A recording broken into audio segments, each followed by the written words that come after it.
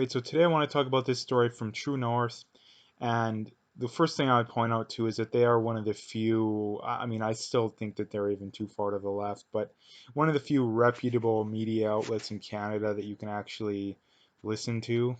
But anyway, I just wanted to point that out. But they go on to say only 27% of Canadians view the Trudeau government as good or somewhat good.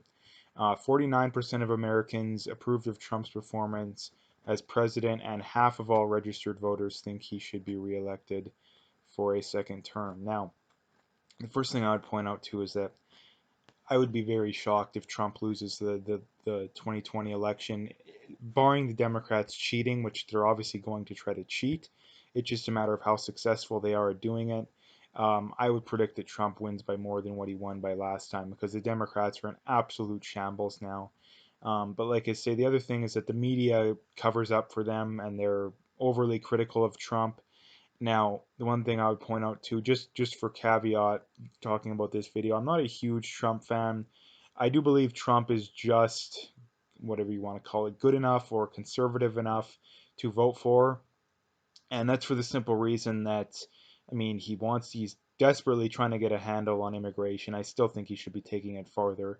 I mean, the wall he's being blocked, but he could do um, I mean, definitely deport everyone that's here illegally you can possibly get your hands on.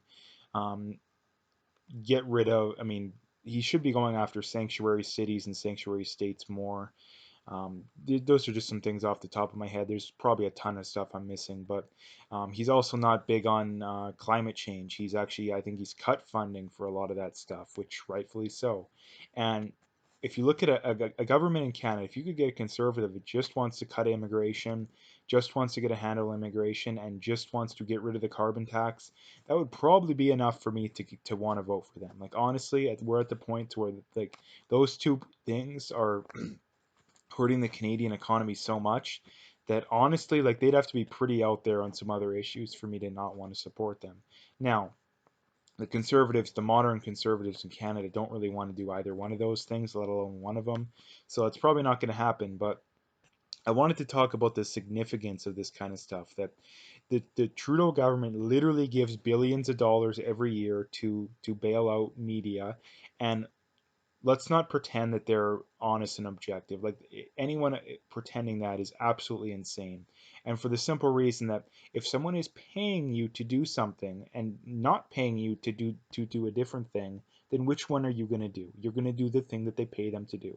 So if the CBC, for example, which gets over $1 billion a year from the Canadian government, which is taxpayer money, even though the overwhelming majority of people don't even like the CBC and don't want to pay that money, again, which is another rank contradiction of the left, is that they're always against corporations getting bailouts, but when it's the CBC or all these other big media outlets, they don't care.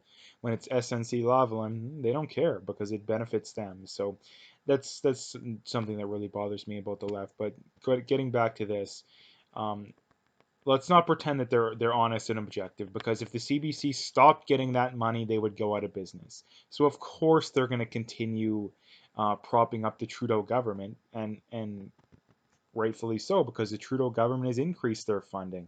They should have to compete at the same level playing field as everyone else. They should stop getting that money. It makes no sense. So I just wanted to point that out as a caveat that if anything, the media is biased, and I don't think anyone can objectively argue this, unless you're absolutely insane. But no, the media is objectively biased in favor of Trudeau and biased against Trump in the States and in Canada.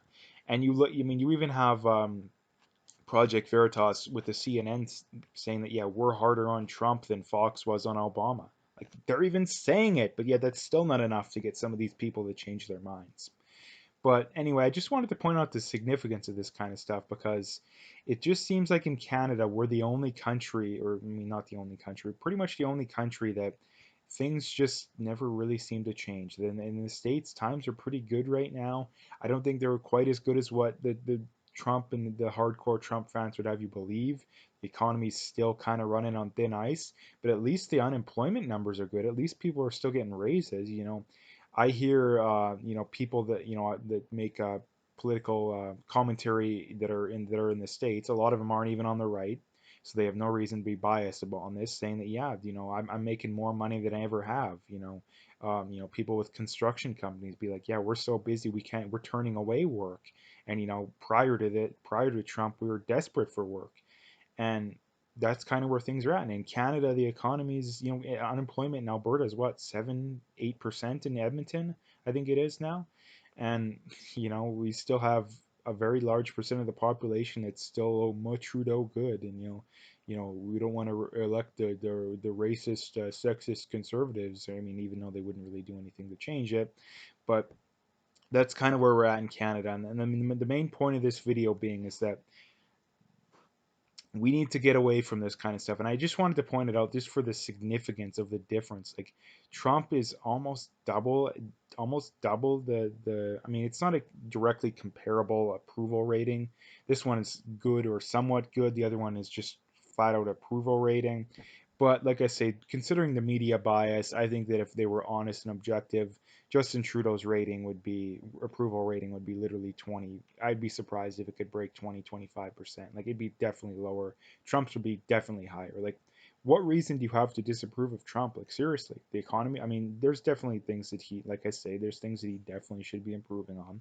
But a lot of it's that he doesn't go far enough. Like so in the end, I wanted to make a video about this because a lot of Canadians that I've talked to, that I hear online, they're awake or they're somewhat awake, but they still have the Trump derangement syndrome. They think that Trump's so bad, and I'm like, oh, what are you guys talking about? Like, where do you get off? Like, I mean, clearly they're just absorbing the biased mainstream Canadian media, but or the the Americans that really don't know what they're talking about. But you have a lot of these Americans that that aren't even on the right that are changing their minds. And you had um, after the what is it, the State of the Union address, you had on talk radio. I heard tons of stories, and again, a lot of these from people that aren't even right wingers, never even voted Republican before, saying that, hey, I heard from friends and family that said, yeah, this is the final straw. Like the Democrats have gone crazy, and in Canada, the Liberals are arguably more crazy than the Democrats. I mean, we give free healthcare to illegals. The Democrats are just proposing that, and we do all this kind of crazy stuff. We have a Trudeau cabinet member wanting to make media outlets have licenses. Like this isn't a mean, I know they'd like it to be, but this isn't a communist country yet. So yeah, I mean, the whole point being things are getting pretty scary in Canada. We really need to turn things around, and the only way to do it is to make your voice heard. That's something that I notice about people that are awake when it comes to this kind of stuff.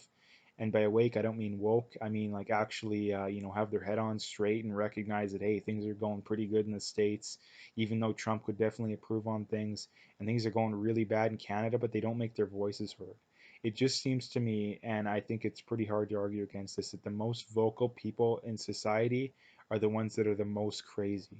And we need to change that. And my call to action is for people to start speaking your mind. But anyway, I'm gonna leave it there. Like I always want to mention, I do have a PayPal link now that you can donate to me if you want. I'd really appreciate that. And last things last, please hit that like and subscribe, and stay tuned for more videos.